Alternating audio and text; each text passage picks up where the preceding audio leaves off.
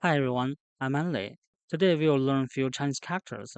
In order to help you better understand the evolution of Chinese characters, I use red color stand for archaic inscription, golden color for bronze inscription, green color for small scale script, yellow is the black color for traditional character, and black color for simplified character, light blue color for radicals.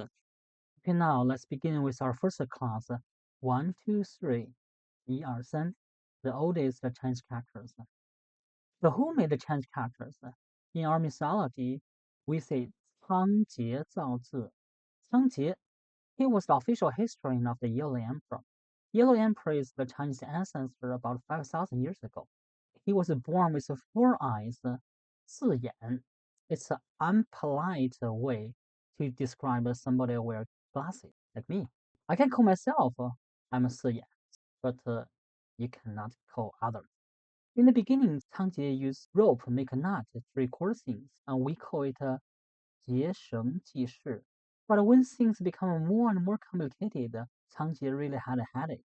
Later, so he made the Chinese characters based on the footprints of the animals, and we say 进取诸身. When it close, we'll take something from our body. 远取诸物. When it's far, we use other things to symbolize. So 1, 2, 3, 一二三 was the earliest Chinese characters. Now we see 一 is the one horizontal stroke. It doesn't change much during the last 3,000 years. In 说文解字, the ancient dictionary, Xu said, in the beginning, Tao was founded on one. It split to become heaven and earth. Then it changed to everything, just like the Big Bang.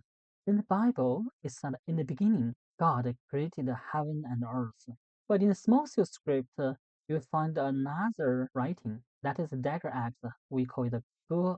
Why they would use a weapon? 这是取胜画蛇添足, drawing snake add legs. It means build the lily. This is a Chinese idiom. In ancient China, there's a competition. Teacher said the first one draw snake is the winner. So this guy finished the snake first, but later he think he had enough time just to put four legs on it. So we call it 画蛇添足. E is one horizontal stroke, just like our index finger. Why there's a weapon, dagger axe, around it? This is Xu Shen made a mistake. We'll find out later. And this is E, and this one is also E. It's more complicated because the simple one is easy to change to other number. But this one more complicated. You cannot fraud it. This is the check in the bank. 1,000,000整, 10,000 yuan. This E, it's come from a pot. This is a who, the pot kettle. Put a Z, lucky auspicious, on it, and you got E. These art pieces are decorations in the Forbidden City. We call it a hanging vase. It's like a fridge magnet.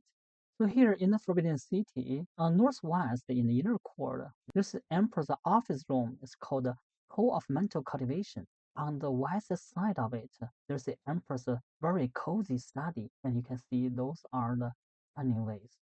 It's called the Sanxi Tang. It's named after three calligraphic works it housed. These calligraphy pieces are very precious and have a high artistic value. The study shows the emperor's love for calligraphy and the cultural pursuit, and it also reflects the refined taste of the emperor. Even he was Manchurian, but he had really learned the Chinese culture, and this is the emperor's imperial calligraphy. I will tell you something about this emperor. He was very famous in China and have many interesting stories. During his reign, China was very prosperous. In 1792, the British envoy George Mackay traveled all the way from England to Beijing, and the Emperor Qianlong was very arrogant. They had argument whether the envoy should kneel down and kowtow to the emperor like the Chinese officials, or just kneel down with one knee like they meet the Queen of England. George Mackay's mission is to open the trade relation between China and the UK. But the arrogant emperors in China have everything. On the contrary, the British, they need the tea, silk, and the porcelain from China. The emperor built the most beautiful garden in the world. It's called the Yuanmingyuan Garden. There's even one Western-styled exotic gardens. But when his grandson became an emperor, China was declining. 1960, Anglo-French forces invaded China, and they occupied Beijing. Emperor fled away.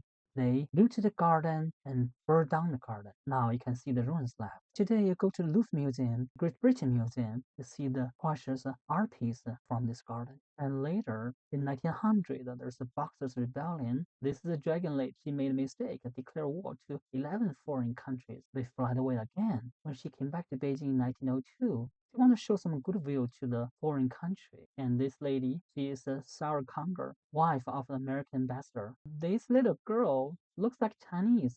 She was a daughter of the Japanese ambassador. When Manchurian ruled China, on the other side of the globe, industrial revolution was going on. China didn't keep up with it.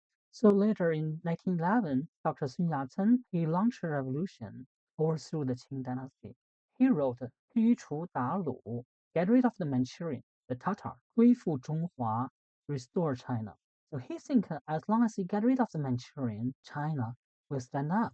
It's not that easy. His most famous writing is 天下为公. It's from ancient classics, 大道之行也. 天下为公. When the great way prevailed, just society was shared by all. So in ancient China, we read and write from top to bottom, from right to left. Later, Chairman Mao Zedong founded the People's Republic of China. He writes, 为人民服务, service to the people. It's like Lincoln side, of the people, by the people, for the people. But it's really hard. This is a 1 yuan banknote. In the front is a female driver of a tractor. It reflects the new China emphasis on agriculture, because China is an ancient agricultural country, and also improvement of the woman's social status. And you find out People's Bank of China, 银行, silver. This character is still in traditional Chinese, and this is simplified. In the Qing dynasty, China opened a trade with foreign countries in Guangzhou, Canton, export lots of tea, silk, porcelain, and even rubles, and tons of silver flood into China. China is a surplus country, and later the British found the opium, and China became losing silver, and later it triggered the Opium War. And this is the Chinese silver ingot, and this one is the Mexican silver coin, because those days China is the silver standard. Okay, here's the funny thing.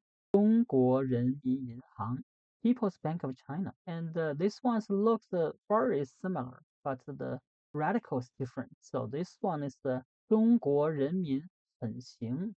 很 means very, 行 means good at. 中国人民很行. That means the Chinese people are very capable. Yes, we are. And we built the Great Wall. This is the E, and this is the order of the character. And you can also use your hand to draw it.